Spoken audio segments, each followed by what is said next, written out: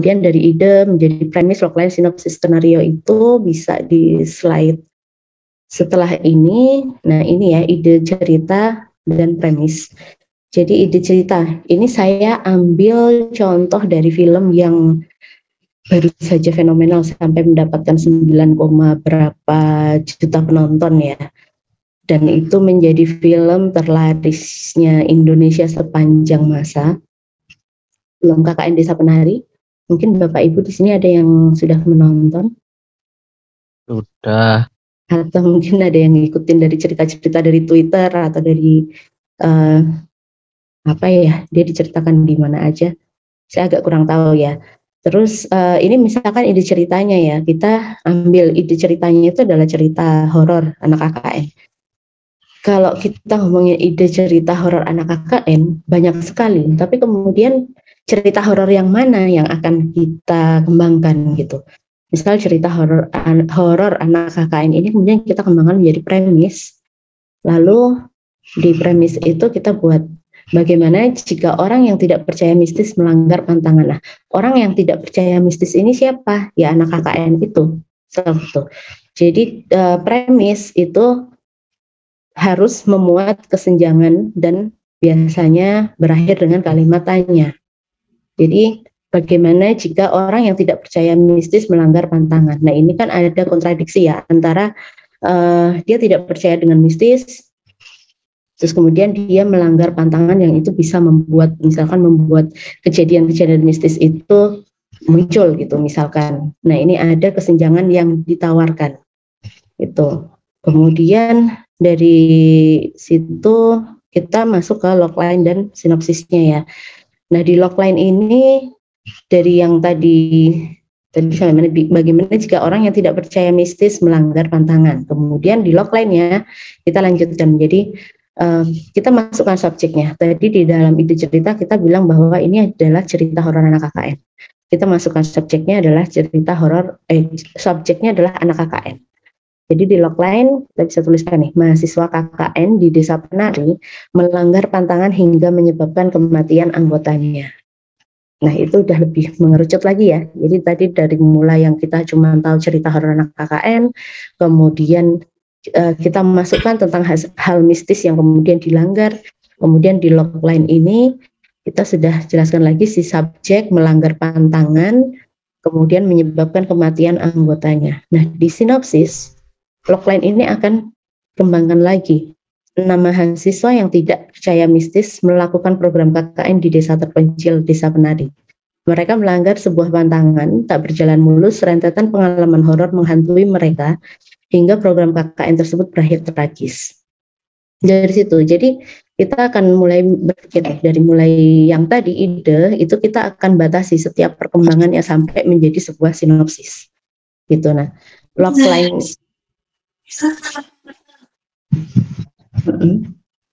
jadi logline ini adalah ringkasan cerita dalam satu kalimat ya. Jadi logline sebenarnya boleh lebih dari satu kalimat, tapi maksimal 2 kalimat gitu. Logline ini adalah ringkasan cerita dalam satu kalimat yang di dalamnya sudah ada karakter, kemudian ada aksinya. Di sini karakternya kita bisa lihat adalah mahasiswa KKN. Aksinya apa? Mereka melanggar pantangan sampai akhirnya menyebabkan kematian anggotanya. Begitu. Bisa diikuti ya sampai logline dan sinopsis. Siap. Bisa, Bu. Bisa. Baik. Kemudian ketika sudah menjadi sebuah sinopsis, ini produser dia akan berpikir, oke, kalau bikin cerita yang seperti itu tadi, cerita horor yang seperti itu tadi, kita butuh memikirkan data teknisnya. Yang pertama, film ini akan berbahasa apa gitu.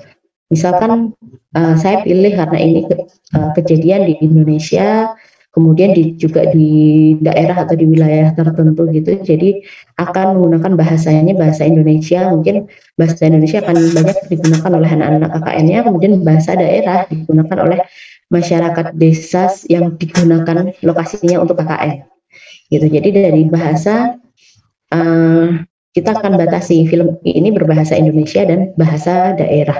Ini kenapa penting di sini untuk dicatat, karena kita akan meminimalisir kemungkinan apabila film ini nanti didistribusikan misalkan di internasional. Kemudian di internasional di situ dituliskan bahwa film harus punya subtitle bahasa Inggris gitu. Nah, ketika kita mungkin mudah mensubtitlekan dari bahasa Indonesia menjadi bahasa Inggris, tapi untuk yang bahasa daerah seperti apa gitu kan. Jadi akhirnya kadang-kadang ada konteks bahasa daerah itu tuh yang ketika di bahasa Indonesia kan tidak pas gitu. Jadi ini memang harus digarisbawahi dulu nih. Kita bikin film itu bahasa Indonesia dan bahasa daerah itu. Atau misalkan film ini rencana distribusinya akan di Indonesia, kemudian dari Sabang sampai Merauke gitu ya misalkan. Kemudian dari Sabang sampai Merauke, lalu kan kita menemukan banyak sekali daerah yang mungkin di beberapa, misalkan gini ya, misalkan ini produksinya di Ambon gitu, ada beberapa bahasa-bahasa dari daerah Ambon yang kemudian ketika film ini diputarkan misalkan di Surabaya gitu, ada beberapa bahasa daerah itu yang tidak dimengerti gitu, maka kemudian bahasa daerah yang ada di film itu harus diberikan subtitle menjadi bahasa Indonesia gitu. Jadi ini harus direncanakan. Kalau di GCC ini mungkin nanti karena seluruh Jawa Timur ya, dan di Jawa Timur ini kan ada beberapa bahasa-bahasa yang mungkin beda, ada bahasa daerah lokal yang memang itu mungkin tidak familiar gitu. Nah itu bisa dibuat subtitlenya gitu. Jadi memang harus kita berpikir masalah bahasa ini gitu. Kemudian secara teknis lagi kita pikirkan, misalkan untuk film KKN Desa Penari itu tadi itu mau hitam putih atau mau berwarna gitu. Jadi kalau misalkan kita sajikannya itu hitam putih, ada warna-warna kontras yang harus selalu kita jaga supaya nanti ketika dibikin hitam putih itu benar-benar bisa kelihatan yang mana hitam, yang mana putih gitu. Karena kalau mirip-mirip, warnanya terang-terang mirip-mirip gitu, semua filmnya akan terlihat putih semua gitu kan. Atau misalkan warnanya cenderung gelap-gelap, ya akan hitam-hitam semua gitu. Terus kalau misalkan kita menggunakan film yang berwarna, berarti ini film berwarna yang seperti apa? Pertanyaan di belakang masih banyak. Apakah dengan high contrast atau low contrast atau yang menggunakan color temperaturnya yang film ini tuh agak misalkan agak redup-redup berwarna kuning kayak gitu. Nah ini ketika kita ngomongin berwarna, kita harus berpikir berwarna ini berarti kita harus jaga nih istilahnya, jaga ini nanti berarti butuh pencahayaan yang seperti apa. Kemudian ketika berwarna aku akan menanyakan kepada director fotografi atau kepada director warna-warna yang dia kehendaki nanti akan seperti apa gitu. Kemudian di sini apakah akan ada audionya gitu. Ya, misal iya, ada dialog, ada foley, ada sound effect, ada macam-macam ilustrasi musik dan yang lain-lain gitu misalkan ya. Berarti ketika kita syuting, kita harus bisa benar-benar memikirkan kondisi di lingkungan lokasi syuting itu harus aman dari audio-audio yang bocor. Gitu. Jadi jangan sampai misalkan kita dapat lokasi yang udah bagus banget, tapi lokasi ini secara misal secara visualnya itu bagus sekali, tapi dia berada di pojokan dekat perempatan lampu merah dan yang lainnya yang itu rawan sekali dengan suara motor, suara mobil dan yang lain-lainnya, itu nggak akan menjadi sesuatu yang dipilih gitu loh. Maksudnya kita harus mencari opsi lain gitu. Meskipun secara visual itu bagus, tapi kita harus pikirkan karena film kita ini adalah full nanti audionya. Gitu. Kecuali ketika di lokasi itu aku hanya gunain ilustrasi musik, ya udah berarti bising segala macam nggak masalah. Ketika full audio berarti kita harus pikirkan itu audionya nanti akan seperti apa. Terus kemudian ketika full audio ini juga kita harus pikirkan distribusi lagi.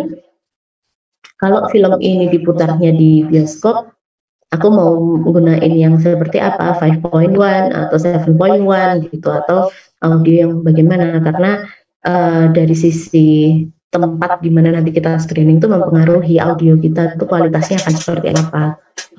Kemudian durasi filmnya kita harus tentukan dari awal, bukan kemudian ini aku punya skenario kemudian durasi filmnya berapa, alah ya udah nanti sejadinya aja gitu. Nah ini sebenarnya tentang durasi film itu tuh bisa kita lihat dari awal. Kalau kita menggunakan skenario, ini contoh ya, skenario film misalkan 1 lembar skenario film itu kalau sudah jadi film itu nanti akan berkisar 40 sampai 60 detik gitu.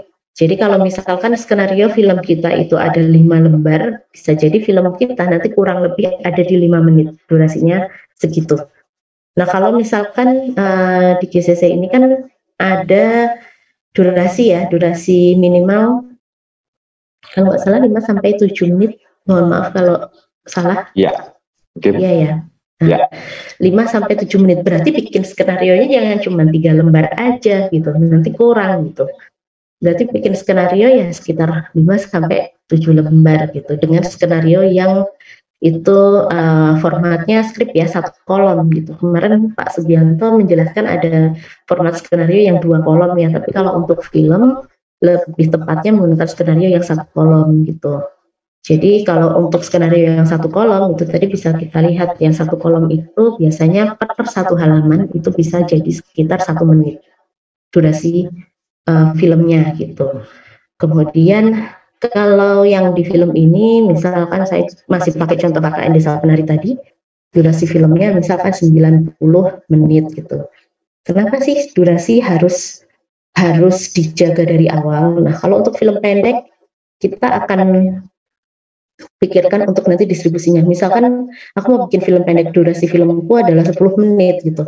Nah ketika kita punya film dengan durasi 10 menit, terus kemudian ada banyak sekali festival yang dia menuliskan nih, durasi film berkisar 10 sampai 15 menit. Berarti kita bisa masuk ke situ. Kita bisa ikutin festival itu gitu. Tapi kalau di bioskop itu durasi sekitaran 80 sampai 90 menit itu yang umum ya, biasanya orang memilih dengan durasi itu supaya jam tayang di bioskopnya lebih banyak gitu. Tapi juga ada film yang 120 menit, bahkan 140 menit gitu. Nggak masalah, tapi secara hitung-hitungan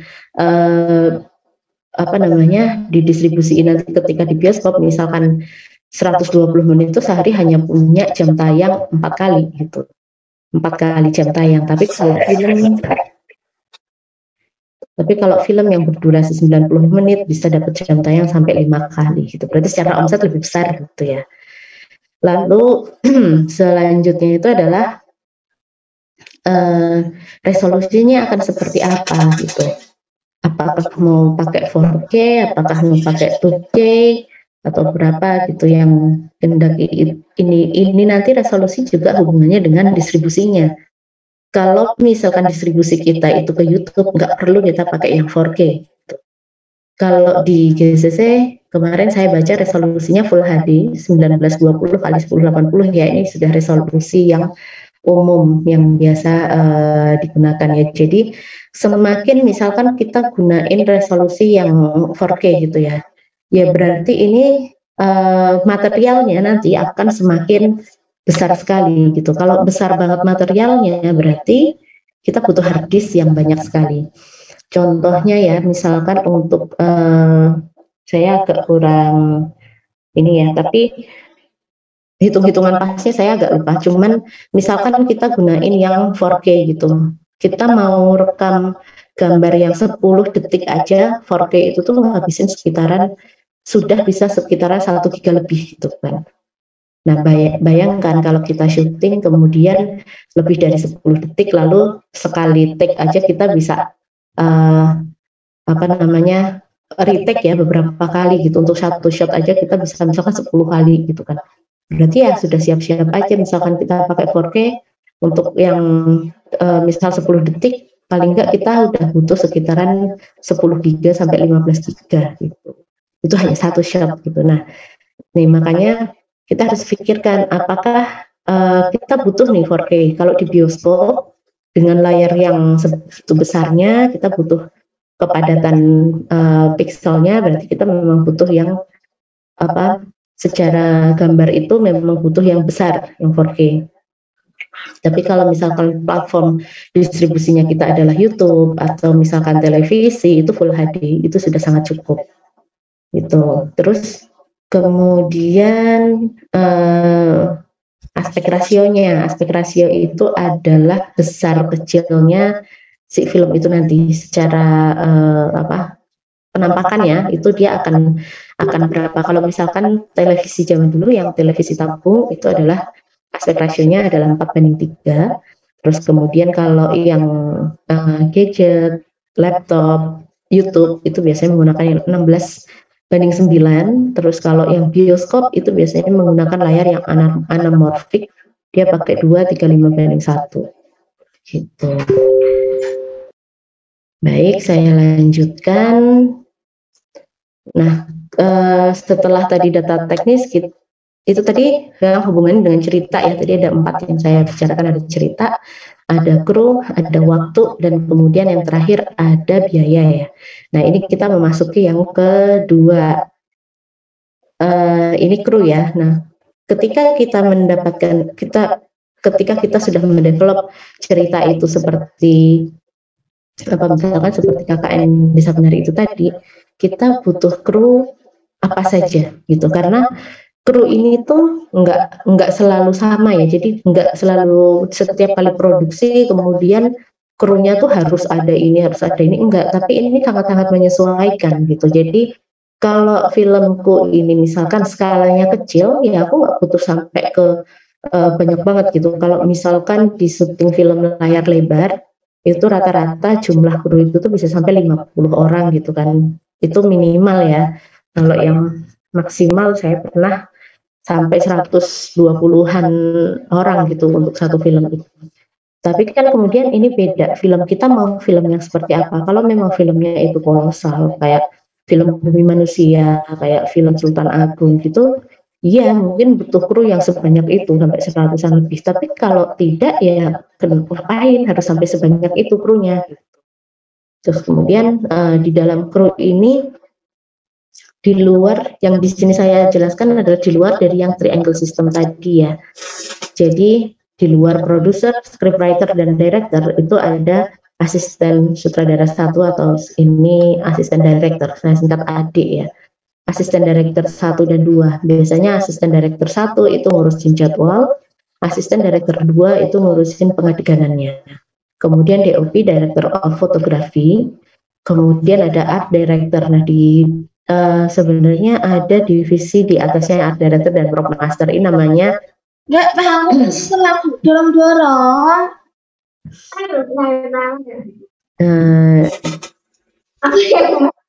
Ibu, mohon izin. Iya, sudah saya Pak Bu Ulfa tadi. Ya. Jadi di atasnya art director dan prop master ini ada yang namanya desainer produksi atau production designer. Nah, dia itu adalah head chief-nya ya, tapi kadang kita nggak perlu sampai ke production designer, butuhnya hanya art director dan prop master aja cukup, itu yang nggak masalah. Art director itu adalah orang yang ngurusin settingnya, kemudian kalau prop master itu yang mengisi settingnya. Jadi misalkan di dalam setting itu butuh meja, kursi, atau dan yang lainnya, itu yang mengisi adalah prop masternya itu. Kemudian untuk audio ada yang namanya sound designer. Sound designer itu chiefnya juga ya, nanti dia punya anak buah tuh ada recordis, ada boomer, terus kemudian masih ada juga audio post, audio post dan yang lain-lain yang ngurusin postnya audio ya, gitu. Kemudian ada cast coordinator atau yang mengurusi pemain, mencari pemain, mengurusi pemain. Kemudian ada script continuity, itu yang ngurusin masalah kontinuitas adegan gitu. Nah, cast coordinator dan script continuity itu kenapa saya taruh di bawahnya AD 1 dan 2, karena Sebenarnya mereka itu adalah di dalam satu divisi yang disebut sebagai divisi penyutradaraan. Atasnya ini lagi itu adalah director gitu. Jadi di divisi penyutradaraan ada ini ya, ada asisten director, kemudian ada cast coordinator dan script continuity. Kemudian di divisinya yang kedua ini ada divisinya director of photography, itu nanti akan ada gaffer dan grip. Gaffer itu adalah penata cahaya. Kalau grip itu adalah dia asistennya director yang bertugas untuk memasang rangkaiannya kamera. Misalkan kamera ini harus diletakkan di atasnya dolly track atau harus ditaruh di tripod yang seperti apa dan lain-lain. Nah, itu yang menyiapkan adalah tim dari grip gitu. Bukan asisten kamera ya, asisten kamera itu berbeda lagi nanti gitu. Grip, gaffer, asisten kamera itu dalam satu divisinya si kameramen gitu.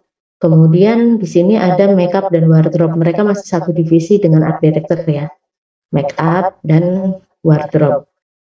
Lalu kalau misalkan lihat ada apa ya namanya makeup effect, itu biasanya ada dia bukan sembarang yang semua divisi makeup yang dalam film semuanya bisa membuat makeup effect, itu salah ya, karena makeup effect itu juga profesi sendiri gitu, yang kalau di film kita memang butuh efek ya kita akan meng-hire ada makeup effect gitu.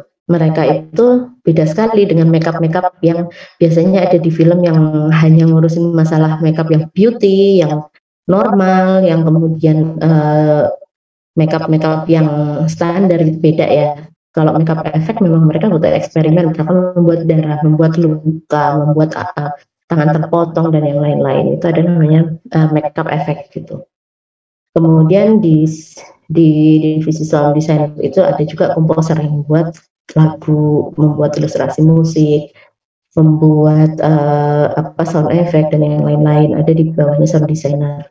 Nah, ini disebut sebagai kru kreatif gitu. Sedangkan kru produksi itu ya adalah location manager, UPM atau unit production manager, atau juga line producer. UPM atau line producer ini kadang-kadang salah satu aja yang dipakai ya kalau untuk film pendek, tapi kalau untuk film layar lebar biasanya ada UPM, ada juga line producer gitu. Terus kemudian ada production assistant dan ada tim behind the scene. Nah, yang sebenarnya hari ini saya bicarakan itu kan ada di wilayah ini, di wilayah produksi, tapi kita tetap ya dari kru produksi itu yang meng-hire orang-orang kreatif ini adalah kru produksi ya, bukan kemudian sutradaranya meng-hire sutradara meng-hire komposer, meng-hire makeup artist, art director, itu enggak, tapi itu yang meng-hire adalah kru produksi. Biasanya yang meng-hire itu adalah ini line producernya yang membuat kontrak kerja, terus kemudian membuat jadwal dan lain-lain, itu adalah si line producernya itu. Line producer itu adalah orang yang ada di bawahnya si producer, jadi dia seperti tangan kanannya si producer. Kemudian setelah tadi sudah cerita, lalu ada kru, kemudian ini ada waktu ya, timeline schedule. Di dalam membuat film itu kita sangat-sangat butuh membuat timeline schedule. Nah, timeline schedule biasanya dikenal dengan tiga proses ya. Kalau kita ngomongin tentang proses produksi, gitu. Proses produksi itu ada tiga: praproduksi, produksi, dan post produksi gitu misalkan. Tapi kalau saya atau mungkin sebenarnya di internasional pun membaginya itu tidak menjadi tiga tahapan produksi, tapi menjadi 5. Ya, yang pertama itu adalah development. Development itu tuh yang terlibat di dalamnya itu adalah itu tadi ada producer, director, dan scriptwriter. Itu mereka ada di development.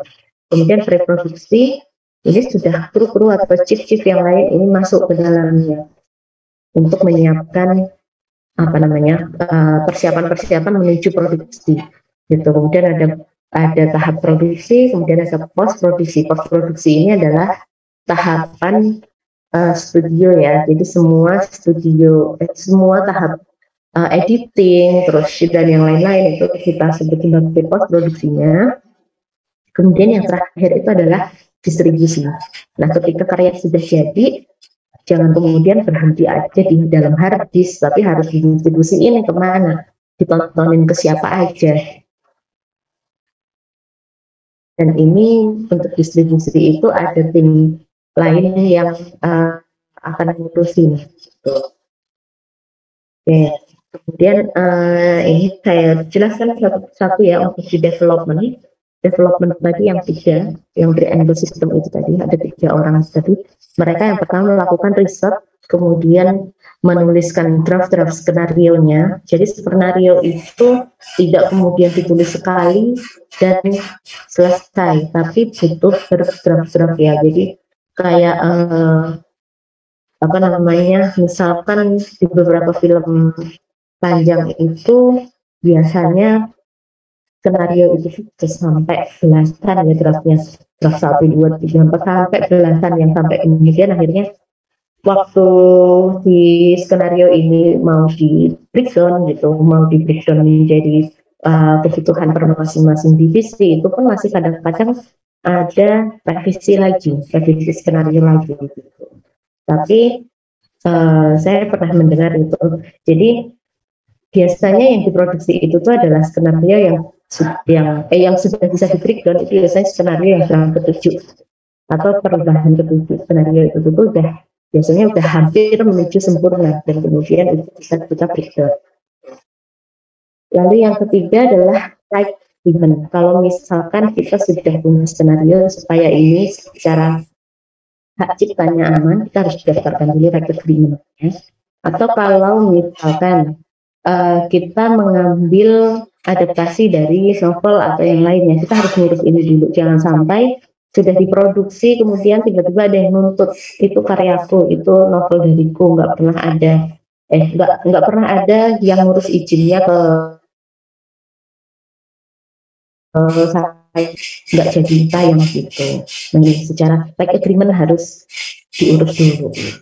Terus yang keempat di dalam proses development ini adalah yang salah satunya adalah funding. Kita nyari biaya dulu. Gitu. Jadi dari skenario draft, right agreement, dan funding ya. Proses funding ini nyari biaya dulu sampai akhirnya nanti biaya dikatakan secure, dikatakan aman, lalu bisa menjalankan proses yang kedua yaitu praproduksi. Nah, di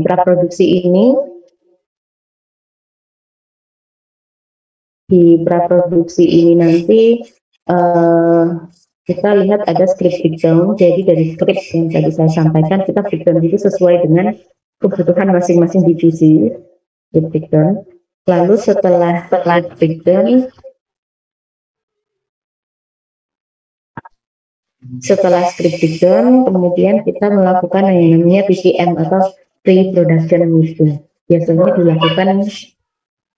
dilakukan sebanyak 2 kali.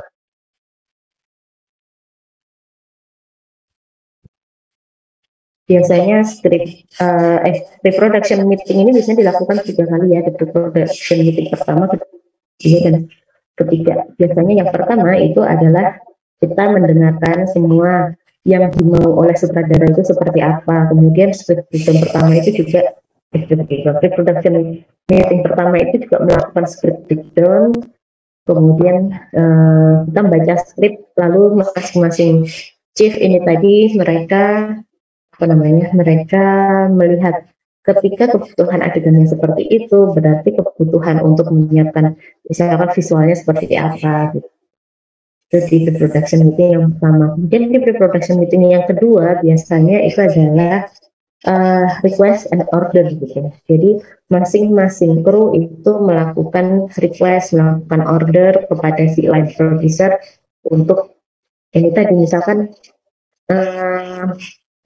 untuk adegan ketika di script development ada adegan hujan gitu. Berarti nanti tim kamera ketika adegan hujan misalkan dia membutuhkan apa gitu. Terus misal si tim wardrobe untuk baju lebih dari 3 gitu misalkan karena adegannya hujan. gitu. Terus kemudian pre-production meeting yang ketiga itu biasanya sudah final meeting ya, jadi ketemu dengan seluruh kru gitu. Kalau yang pertama kedua ini tadi hanya chief-chiefnya aja, tapi ketika sudah yang ketiga itu kita bisa ketemu dengan seluruh kru gitu. Kemudian syukuran, lalu biasanya setelah pre-production meeting yang ketiga itu kita langsung syuting gitu. Nah, ini pre-production ini sebenarnya nyambung ya dengan meeting ini tadi. Jadi ada kamera, art, sound, make up, wardrobe, itu mereka semua melakukan preparation. Lalu ada kita melakukan juga yang namanya scouting talent dan juga scouting location. Maksudnya scouting talent dan scouting location ini kita akan mengadakan casting, kita mencari pemain, lalu juga mencari lokasi gitu. Terus setelah itu ada proses yang namanya Reiki. Reiki itu ketika kita sudah mendapatkan lokasi, misalkan lokasi sekolah, yang dicari jangan cuma satu aja sekolah, kita harus ngasih alternatif. Misalkan director bilang aku butuh lokasi sekolah gitu kan. Oke, tim lokasi, tim produksi dia akan menyiapkan misalkan 5 lokasi sekolah gitu kan, ada sekolah A, B, C, D, E. Kemudian itu disodorkan, dipresent ke director, lalu director akan memilih, oke, aku suka yang A sama B gitu. Nah, yang A dan B ini kemudian dipilih untuk dilakukan Reiki. Reiki kemudian Reiki itu adalah kita datang ke lokasi tersebut, kemudian kita melihat secara kebutuhan apakah lokasi ini cocok atau enggak. Jadi seolah-olah kita sudah menempatkan dari mana kita akan mengambil gambar gitu. Sudut kameranya seperti apa, audionya bagaimana, terus secara properti dan settingnya seperti apa lokasi itu gitu. Kalau misalkan dananya besar, terus kita harus merombak lokasi itu cukup banyak, misalkan harus ngecat, harus apa namanya membangun beberapa ini sampai ngerapiin beberapa sudut gitu tuh. Kalau ada uangnya nggak masalah, tapi kalau nggak ada uangnya ya kita jangan mengorbankan itu. Kita cari aja lokasi yang benar-benar secara setting itu tidak perlu banyak berubah gitu. Kemudian syukur-syukur sudah ada properti yang ada di dalam settingnya itu, jadi nggak terlalu nggak terlalu kesulitan juga kita mencari properti, memasukkan properti dan lain-lain gitu. Setelah itu di pre-production ini ada proses reading dan rehearsal untuk pemain gitu. Terus ini contoh untuk reading dan rehearsal ya. Kalau reading itu semua pemain itu datang baca skenario masing-masing sambil berdialog. Nah, kalau rehearsal itu sudah sampai ke adegan ya. Kalau reading itu kita cuma baca, kemudian sama-sama menyamakan ton suaranya gitu kan. Terus kalau rehearsal itu udah sampai ke yang ini ya, udah sampai ke adegan. Kita mencoba melakukan adegan itu. Terus yang di bawah ini adalah gambar ketika ini Reiki. Jadi ada gambar, ini ada orang yang tidur, kemudian kita menentukan sudut pengambilan gambarnya dari mana. Kalau misalkan ternyata, wah ini kamar terlalu sempit, kameraku mundur sampai segini aja, tetap nggak bisa aku ngambil full. Berarti kita nggak bisa gunain rumah ini. Gitu. Atau kalau misalkan bisa diakalin dengan cara seperti apa, bisa dipertahankan lokasi itu. Tapi kalau benar-benar nggak bisa, jadi nggak usah dipertahankan lokasinya itu.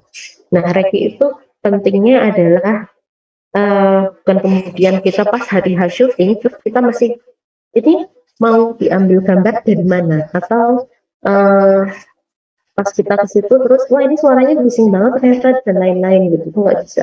Itu sebenarnya yang sangat-sangat wasting time ya, jadi buang-buang waktu gitu. Ketika kita tidak melakukan Reiki, sudah pasti ketika hari syuting waktu kita banyak terbuang hanya untuk perdebatan masalah-masalah yang tadi, bagaimana mengambil gambarnya, kemudian cahayanya seperti apa, oh ternyata lampunya kurang, oh ternyata begini begitu dan lain sebagainya. Makanya proses Reiki itu wajib dilakukan. Kalau cuma hunting lokasi itu tim lokasi aja yang nyari lokasi, dia akan pergi ke sana lihat lokasi bagus, oke, gitu kan. Tapi kemudian kan memang butuh kita masuk ke dalam lokasi itu mencoba segala sesuatunya ya, misalkan kita butuh set kamar ya kita harus mencoba masuk ke kamar, menentukan angle kamera dan lain-lain. Oke. Kemudian ada tahap production ya, ini kita mulai syuting.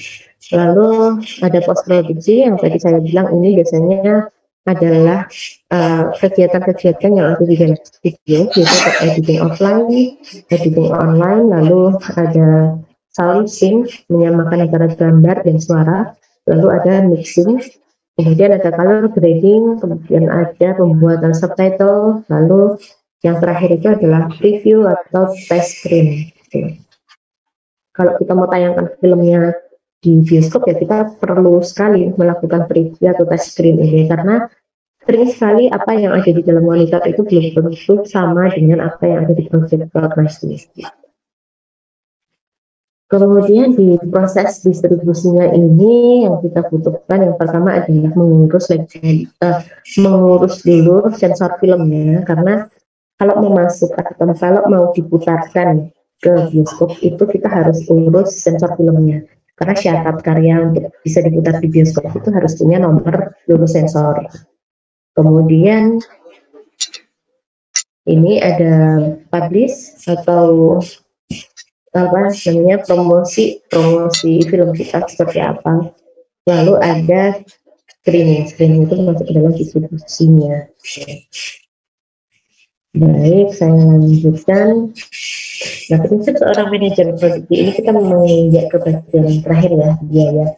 Prinsipnya seorang manajer produksi itu adalah setiap adegan adalah uang. Itu prinsipnya. Jadi kalau kita lihat di dalam satu adegan ada misalkan di situ ada satu shot yang itu ada satu orang, dengan satu shot yang di situ di dalamnya akan ada 5 orang. Itu tadi kan adegan itu tuh secara keuangan beda sekali kan. Ketika kita hanya menampilkan satu orang di dalam satu frame itu berarti kita hanya akan membayar satu talent saja. Tapi ketika ada 5 berarti kita harus membayar 5 talent, kemudian kita harus menyiapkan makan untuk 5 orang, juga kita harus menyiapkan transportasi untuk 5 orang itu. Kalau misalkan keluar kota kita membelikan tiketnya, kita memberikan penginapannya ke 5 orang gitu. Jadi manajer produksi itu terus dia selalu berpikir kreatif, tapi juga yang dia harus pegang itu adalah setiap adegan itu adalah uang. Jadi dia tidak boleh miss, tidak boleh luput dari situ ya. Gitu. Kemudian ini setiap adegan itu harus diterjemahkan ke dalam biaya, karena kalau enggak ya benar-benar akan misalkan kita hitung aja ya di dalam satu shot ini kebetulan filmnya mahasiswa saya. Jadi ini film cerita anak kecil, dia dialog dengan ibunya yang sudah meninggal, jadi dia selalu datang dalam bentuk pocong gitu kan. Nah ini misalkan di dalam adegan ini biaya dalam adegan ini tuh ada apa aja, kita bisa hitung ya. Pertama ada pemainnya yang sangat terlihat, ini ada 2 orang pemain. Dari 2 orang pemain itu kita bisa lihat 2 orang pemain ini syuting berapa hari, kemudian berapa biaya untuk 2 pemain ini gitu kan. Terus yang kedua misalkan setting ya, untuk setting kita butuh apa aja sih untuk setting ini. Nih ada misalkan ini hiasan dindingnya, kemudian ada kursi, ada meja, ada piring dan yang lain-lain, ini masuk ke dalam setting. Terus kamera, dari shot ini kita bisa melihat kita butuh lensa yang yang seperti apa gitu. Terus lighting juga kita untuk membuat adegan seperti ini kita butuh lampu yang seperti apa. Lalu make up, nah kalau yang anak kecil ini mungkin make upnya dia natural ya, make up natural. Tapi untuk yang pocong ini kan butuh make up efek ya, dia juga secara wardrobe dia juga butuh wardrobe yang khusus gitu. Kemudian secara lokasi Kalau dilihat-lihat rumah yang seperti ini itu kan dengan peralatan dengan apa ya, properti yang cukup kuno nih, kelihatan dari kursinya, mejanya dan yang lain-lain. Ini kita lokasinya harus yang seperti apa gitu. Memang dari awal kita sudah harus pikirkan kebutuhan lokasinya bagaimana kalau sutradara menginginkan cerita ini tuh settingnya begini gitu ya, paling enggak ini udah kelihatan bentuk rumah yang kayak gini tuh rumah-rumah yang kuno gitu. Ya berarti kita harus cari lokasi-lokasi yang seperti itu di mana. Kemudian ini kalau misalkan biaya produksi film yang secara lebih besar ya, kita kalau ngitung biaya produksi film, yang pertama ini kita harus riset, apakah riset itu membutuhkan biaya atau tidak gitu. Kemudian talent fee atau biaya untuk si pemainnya itu berapa, kemudian biaya untuk krunya itu apakah kita mengeluarkan biaya atau tidak gitu. Lalu yang terpenting adalah equipmentnya ini kita mengeluarkan biaya atau enggak, atau misalkan kita akan dipinjamin peralatan dari sekolah atau dari rental secara gratis dan yang lain-lain gitu. Terus kemudian ini properti dan setting itu juga pasti mengeluarkan biaya, lokasi itu mengeluarkan biaya. Terus kemudian ini adalah bahan bakar sama parkir. Lalu yang selanjutnya ada food and beverage, ada untuk makanan, minuman dan makanan untuk talent, untuk kru. Terus syuting operasional ini ya selain food and beverage biasanya kita butuh kayak semacam komunikasi, terus semacam uang kebersihan, terus dan yang lain-lain ya. Syuting operasional ini banyak. Terus kemudian raw material di sini itu maksudnya adalah penyimpanan file ya, jadi kita butuh hard disk berapa. Terus ada studio operasional, jadi ketika sudah masuk ke pos produksi kita butuhkah menyewa, misalkan menyewa komputer, menyewa lab audio, atau mungkin kita butuh makankah ketika editor kita sedang ngedit video gitu. Terus kemudian yang terakhir adalah biaya untuk distribusi karyanya gitu. Nah untuk distribusi film itu ini saya kasih dua ini ya. Jadi distribusi film itu ada distribusi film yang konvensional dan ada distribusi film yang alternatif. Kalau konvensional yang kita kenal itu biasanya ada di bioskop, kemudian ada di TV, ada juga di digital kayak misalkan OTT gitu, Netflix dan lain-lain, platform digital, platform online. Kemudian ada juga yang home video atau DVD, CD gitu ya. Terus kalau yang alternatif itu bisa di Kino Club, terus kemudian ada di komunitas film dan juga platform online yang lainnya gitu. Kalau di GCC itu nanti kayaknya dia masuknya tidak di konvensional ya, tapi dia masuknya adalah di distribusi film yang ini nanti yang alternatif ini. Sebenarnya ini slide terakhir dari saya. Terima kasih Bapak dan Ibu sudah menyimak. Mungkin tadi di chat banyak sekali yang sudah ini ya. Ini tadi kayaknya saya baca ada yang bilang sudah tergugah.